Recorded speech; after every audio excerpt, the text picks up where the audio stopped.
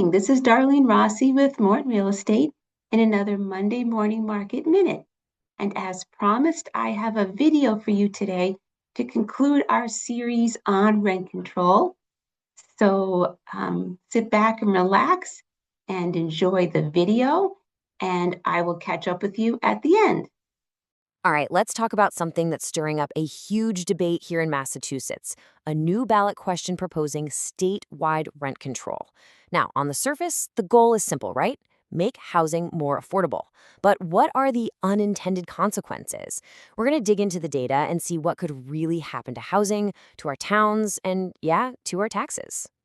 So, to really get our heads around this, we're going to break it down into 5 key parts. First, we'll take a quick look back at Massachusetts' own history with this policy. Then, we'll dive into the new rules being proposed, see what could happen to new construction, unravel the surprising impact on our town budgets, and finally, we're going to ask the big one: who really benefits from all this? First up, is history repeating itself? It's tempting to think of this as some brand new idea for a modern problem. But the truth is, Massachusetts has been down this road before, and voters have already had a lot to say about it. And this timeline really lays it all out, doesn't it? For years, a few communities in the state had their own forms of rent control. But in 1994, voters across the entire Commonwealth decided, you know what, this isn't working, and they banned it. Now, here we are about 30 years later, and it's back on the table. That history actually tees up our second point perfectly. This new proposal isn't an option, it's a mandate. And that's a huge difference. We're talking about a one-size-fits-all policy that takes the choice away from local communities.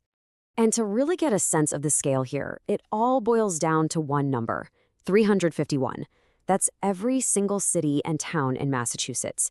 Let's put that into perspective for a second. Back when the ban passed in '94, only 3 communities actually had rent control. This proposal would force it on everyone, from Boston to the Berkshires, whether they want it or not. And get this, the rules for this mandate, they're incredibly strict. The proposed rent cap is tied to inflation, or 5%, whichever one is lower. Just look at how that stacks up against the handful of other states with these kinds of policies. The Massachusetts proposal would be, by far, the most restrictive in the entire nation. And this is where things get really tricky for property owners. You could call it a financial paradox. Look at these numbers. Property taxes just went up over 5%. Home insurance up almost 23% in 5 years. But the rent cap would likely be tied to the average inflation rate, which has been hovering around just 2.5%. So how are property owners supposed to keep their buildings maintained when their biggest expenses are climbing way faster than the rent they're allowed to bring in? Well, that financial squeeze leads directly to our third major consequence: the construction freeze. If you make it impossible for people to run a rental property without losing money, what do you think happens to the housing supply? Okay, let's not just talk theory. Look at what happened in the real world. After St. Paul, Minnesota brought in rent control, the number of new apartment permits just fell off a cliff. We're talking a staggering 79% drop in a single year. When the incentive to build disappears, so does construction. It's that simple. And believe me, St. Paul is not some weird outlier. We see this pattern play out again and again. Right here in Cambridge, construction actually jumped 20% after they got rid of rent control. In Maryland, new permits basically vanished overnight. And national surveys just confirm what we're seeing on the ground. The vast majority of housing providers say they'd be forced to cut back on investment and even delay important maintenance under these rules. Okay, so we've talked about housing, but this goes way deeper. This isn't just a housing issue, it's a community funding issue. And this is where the ripple effect could start to hit every single person's town budget. Check this out. A recent study from Tufts University projected something pretty startling. This policy could shrink the residential property tax base by 6 to 9%. Now that's the money that funds everything: our schools, our police, our roads, and we're not talking about a one-time blip. This would be a permanent loss of funding. So you might be asking, okay, why? Why does the tax base shrink? Well, it's pretty simple. The same study projects that the value of the properties themselves would fall. After about 10 years, they could be down by almost 14%. And when property values go down, a town's main source of revenue goes down right along with them. So what does that actually mean for you, for me, for all of us? A smaller tax base means less money for the essential services we all rely on every day. We're talking about our public schools, police and fire departments, fixing the roads, the basic stuff that makes a community function. All right, so if the policy could end up shrinking the housing supply and cutting city budgets, it leads us to this huge critical question. Who is this all for? Who is actually benefiting here?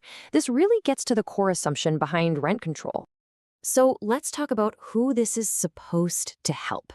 A national survey found something really interesting. Nearly half of all Americans think that rent control is a policy designed exclusively to help people with low or moderate incomes. But is that what actually happens? Well, the reality on the ground seems to tell a totally different story.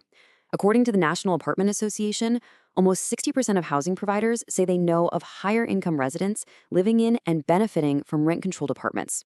It suggests that the policy often isn't targeted based on financial need at all. And there's a real kicker in this proposal, something no other state has. It's called vacancy control. And what that means is the rent cap is stuck to the apartment forever, not the person living in it. So even when a tenant moves out, the owner can never reset the rent to what the market will bear. For small mom-and-pop landlords, this can make it nearly impossible to cover the costs of big repairs or keep up with inflation.